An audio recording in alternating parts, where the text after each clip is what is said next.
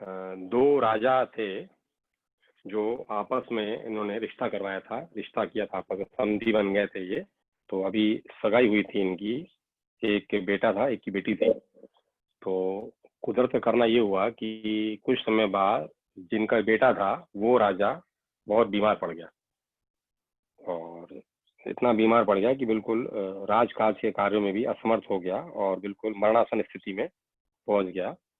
तो उसने अपने बड़े बेटे को ये जिम्मेदारी सौंपी कि राज्य का काम देखो, तो राजकाज कार्य के लिए उसको नियुक्त किया।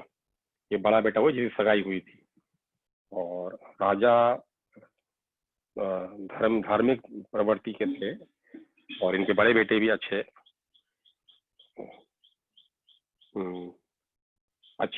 धर्मनिष्ठ थे। तो वो उन कार्य में लग गए। तो जिनके यहाँ सगाई हुई थी उन राजा को भी जब मालूम चला कि हमारे समधी की तबीयत ठीक नहीं है, और सोचा कि ये अभी राजा के नहीं रहते, जो राजकुमार होगा अभी नया है, इस कार्य को संभालेगा, तो जो कुछ कुटिल मंत्री होते हैं या जो सेनापति होते हैं, चालाक चतुर, तो वो भ्रमित करने के लिए और राज्य हथियाने के लिए अपनी अपनी कुटिल नीतियां चलेंगे। तो उसलिए उन्होंने उसके मदद रूप के लिए उसको अपने वहां पे गुप्तचर नियुक्त कर दिए मंत्रियों में, और सेनापति की देख रेख करने के लिए कि क्या इनकी नीति है, क्या इनकी चाल है, कुछ गलत काम तो नहीं हो रहा, उसके लिए कर दिया।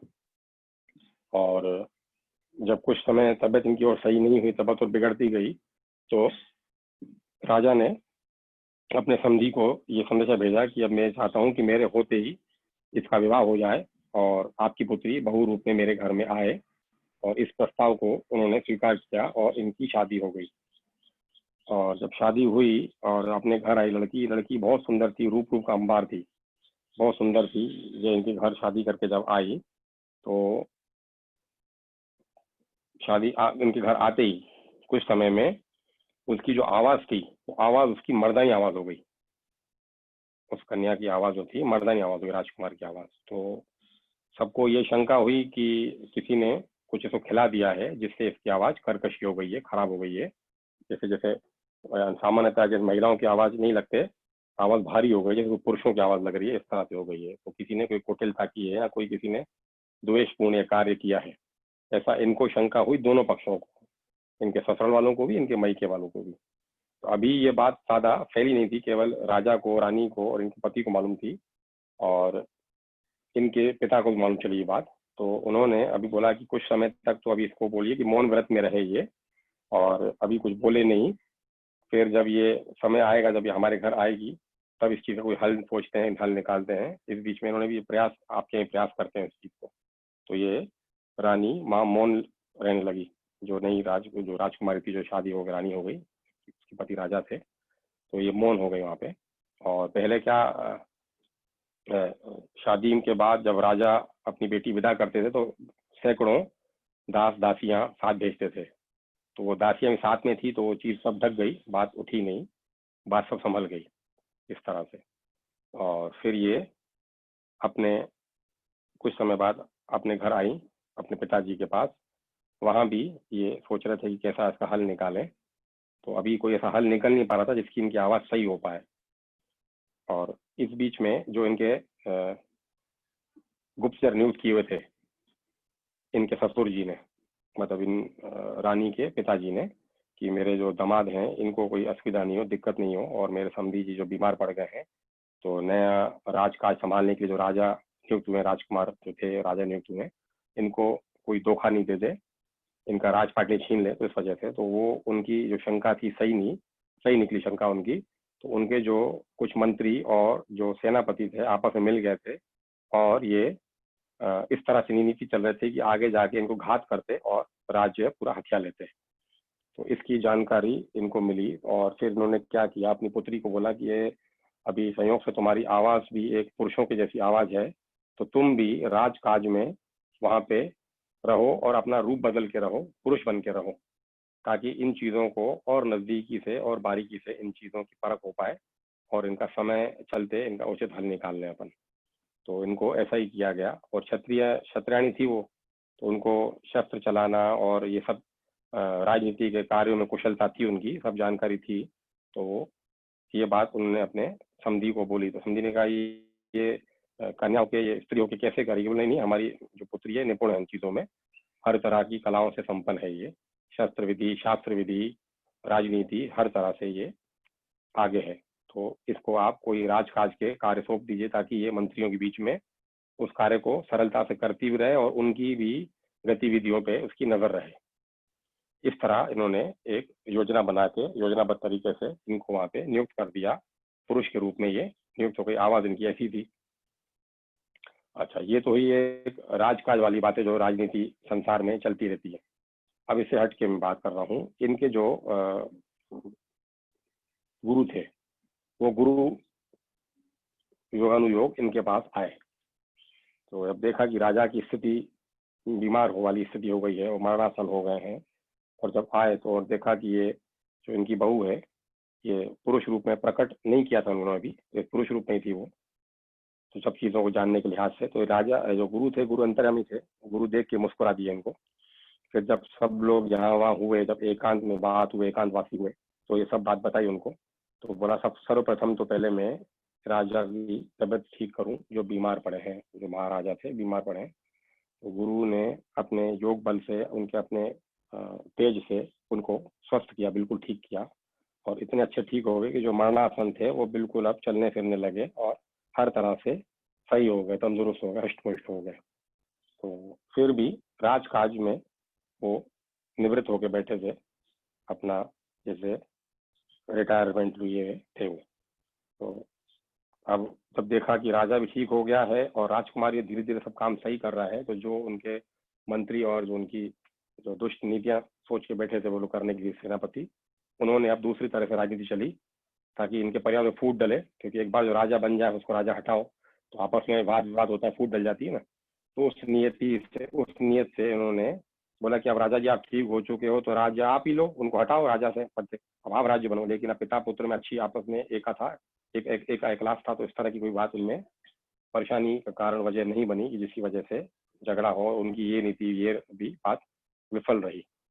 और इस बीच में उनकी और गतिविधियां तेज हो गई। दूसरे राजा से मिलकर आक्रमण की इस तरह से योजना बना रहे थे ये। और जो ये पत्नी जो वहां पे एक राज के काम में नियुक्त की गई थी, वो भी उनके बीच में उठती बैठती थी, तो वो भी इनको खटकती थी। अभी जाहिर नहीं हुआ था क्या है क्या नहीं है, तो वो भी इसको मरवाने के स्थिति में थे कि इसको मरवा दें ताकि हम और अपने कार्य को सही तरह से करवा पाए और जो दूसरे जो मंत्री हैं उनको भी अपने हाथ में ले। तो ये बात जब राजा ठीक हो गए तो इनकी जो बहू थी अपने पति से तो बात बोलती थी सब, और राजा को भी बात बताई कि आप अगर मुझे आज्ञा दें तो मैं इनको खत्म कर दूं, इनका काम तमाम कर दूं, या तो इनको आप गिरफ्तार कर लीजिए। नहीं, तुम हथियार मत उठाओ, तुम उनसे लड़ो मत, तुम्हें कुछ हो जाएगा, इसलिए ये मत करो, हम उनको खुद ही गिरफ्तार कर लेंगे, इनको कारागार बंद कर देंगे इनको। इत्तेफाक से ये बात बड़ी गोपनीय तरीके से हो रही थी, लेकिन किसी कारणवश ये बात फैल गई कि इस तरह से इनकी योजना बनी है, राजा हमको गिरफ्तार करेंगे। तो अपने कार्यों में और जल्दी करने लगे ये। और अभी सब बात ढकी हुई थी, बात कुछ खुली नहीं थी, यहाँ की बात वहाँ की बात हो रही थी, पूरी खुले तौर पे नहीं हो रही थी।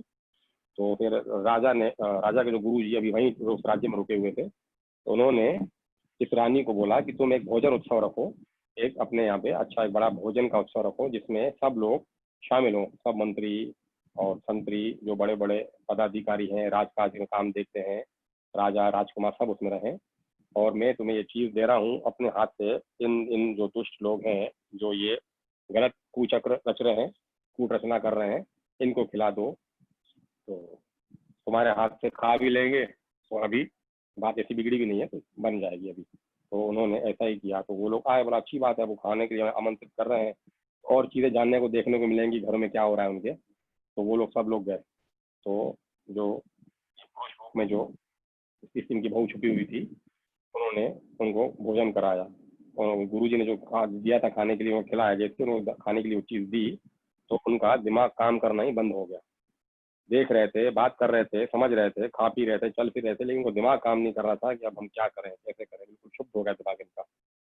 वो अभी भी कुटिल विचार दिमाग में थे लेकिन कुछ कर नहीं पा रहे थे, उसको क्रियान्वित नहीं कर पा रहे थे अपने विचारों को। ऐसा इनका हो गया था। और जब जब बात सब लोग धीरे धीरे आपस में मान चल चुकी थी कि ये राजा से उन्होंने साठ गांठ की, तो उन्होंने इन्हीं की तरफ से एक संदेशा उस राजा को भेजा कि यहाँ पे इनकी तबीयत ऐसी हो गई है, तो अभी ये कुछ करने की स्थिति में नहीं है, तो अपन अपने इस कार्य को पूरा करें, तो अपन इस राज्य को हथिया लें। वो उनको बैठे बैठा राज्य मिल रहा था, राज्य का उनका विस्तार हो रहा था, तो वो भी इस चीज को मान गए थे। तो ऐसा करके जो पहले से इनके जो दूसरे जो सेना थी, या इनके जो वफादार मंत्री थे और सैनिक थे, उन सब ने अपनी सूझबूझ से उस आक्रमण को विफल कर दिया। अब ये भी रही राजकाज की बातें। अब आते हैं मेन आध्यात्मिक बात पे। फिर जब ये सब बात खत्म हो गई, उनको अंदर कर दिया गया, उस राजा को भी खत्म कर दिया गया, और अपने इनका और उल्टा इनके राज्य का विस्तार हो गया। फिर जब ये गुरु जी वापस जाने लगे, तो इनके बहू ने बोला कि गुरुदेव, आप मेरी इस वाणी को तो ठीक कर दीजिए, ये मेरी वाणी कैसी हो रही है, आपने जब मेरे ससुर जी को ठीक कर दिया तो आप ये भी ठीक कर सकते हैं। बोला, ये तुम्हारी वाणी ठीक करूं या तुम्हारा लोक परलोक सुधारूं? बोला, अगर लोक परलोक सुधर रहा हो और ऐसी वाणी रहे तो ऐसी वाणी भले रहे, मुझे कोई इतराज आपत्ति नहीं है, पर मैं इनकी घर की बहू हूँ, इसलिए मैं बोल रहा था कि मैं कम से कम सेवा सही से कर सकूं, इसीलिए। बोला, तुम्हारे लोक परलोक के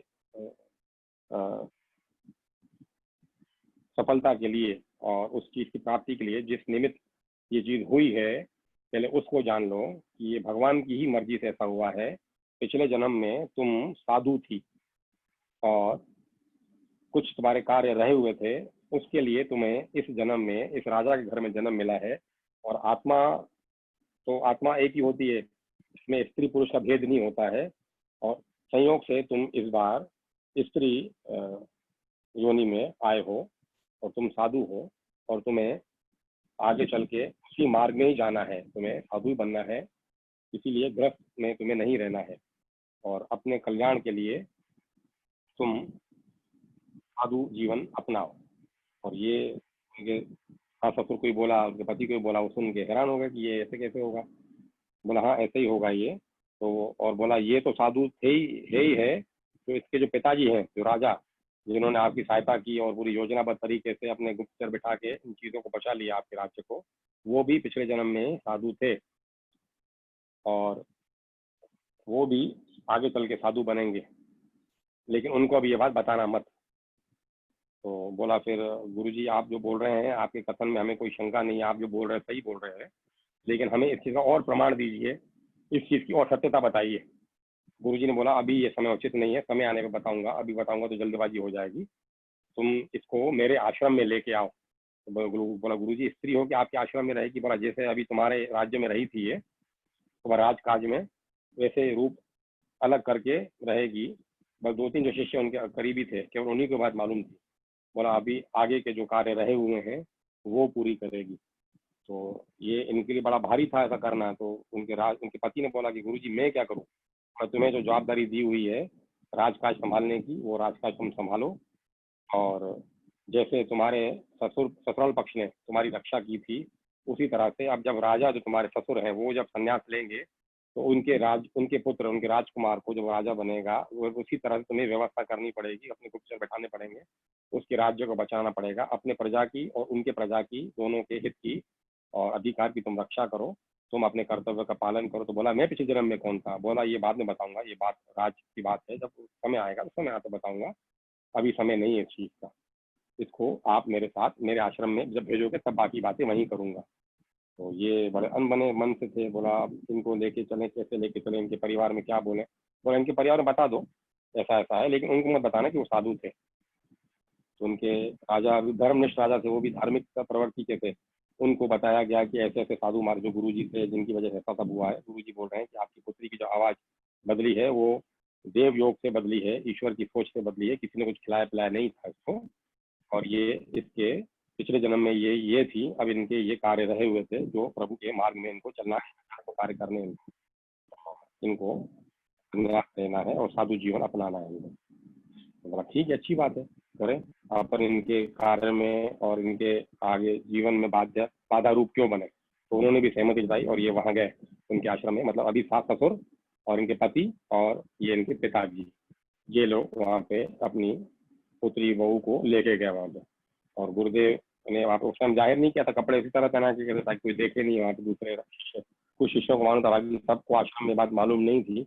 तो गुरुदेव ने उनको अपने कमंडल से जल निकाल के पिलाया और छींटा मारा और छींटा मार के सर पे हाथ रखा। ऐसा रखना था कि इनको अपना पिछला जन्म पूरा याद आ गया और अपने इनके चरणों में गिर पड़े कि गुरुजी आप हो, ऐसा है वैसा, जो जो बातें इनको करनी थी वो सब बातें की।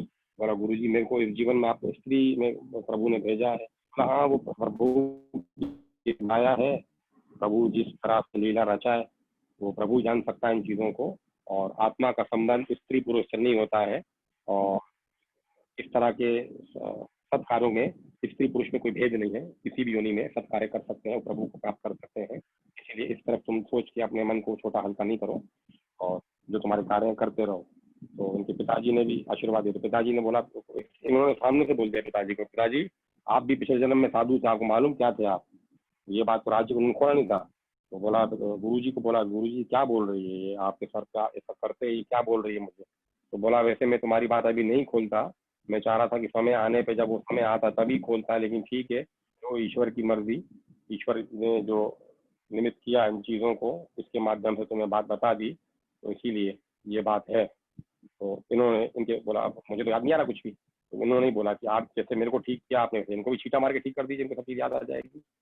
तो इनको फिर ये वैसे ही फिर इनको भी याद आ गई और ये भी साधु जीवन में आए और इन्होंने आध्यात्मिक जीवन में बहुत मतलब आगे तरक्की की और बहुत कम समय रहे जीवन इनका, ज़्यादा समय लंबा जीवन नहीं रहा और इन्होंने जीवित समाधि ली।